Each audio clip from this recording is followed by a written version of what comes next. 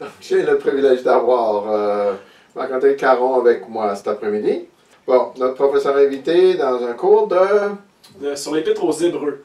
Qu'est-ce que tu vois quand tu viens ici, à Parole de vie? Parce que tu viens de l'extérieur, tu connais un peu, tu as fait une autre école biblique, et puis là, tu as fait Dallas, et tu es dans... Qu'est-ce que tu vois quand tu viens sur le campus ici?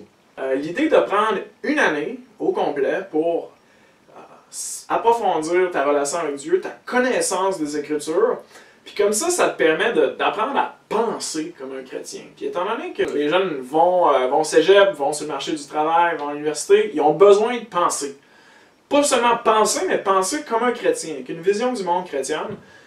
Puis je pense que c'est ça qui m'anime de venir à Parole de vie pour les pousser plus loin, à être robustes dans leur façon de concevoir leur foi, à engager puis dialoguer avec les idées qu'il y a sur le monde pour pouvoir les challenger en les comprenant d'abord, puis ensuite en montrant comment l'Évangile de Jésus-Christ est la vraie réponse aux aspirations de tous et chacun.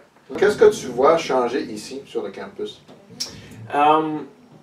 Au fil des années, j'ai vu que le campus avait vraiment augmenté son jeu dans le cran, si je peux dire. Moi, quand j'ai magasiné mon école biblique en 2007-2008, j'étais intéressé beaucoup par Parole de vie. Mais une affaire qui m'avait plutôt déplu, c'était l'état des infrastructures. Fait que ça m'avait amené à vouloir aller dans une autre école.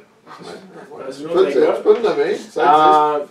Mais quand je suis venu en 2015, j'étais arrivé, puis le niveau local des étudiants était nouveau, puis ça faisait du bien, parce que là, ça avait pas l'air d'une vieille affaire non professionnelle. C'était une vraie salle de classe, avec des choses au goût du jour. Puis là, hier, c'était vraiment charmant, la visite des nouveaux locaux de l'école de langue, parce que, OK, c'est une vraie école, avec des locaux professionnels, donc ça donne un bon...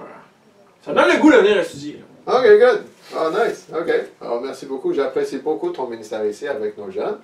Puis je te souhaite pas bonne chance, là. Qu'est-ce que je te souhaite pour ton programme de doctorat et puis ton mariage bientôt, là? Bonne providence. Merci. Le Seigneur vous accompagne dans tout ça. Merci beaucoup, Marc.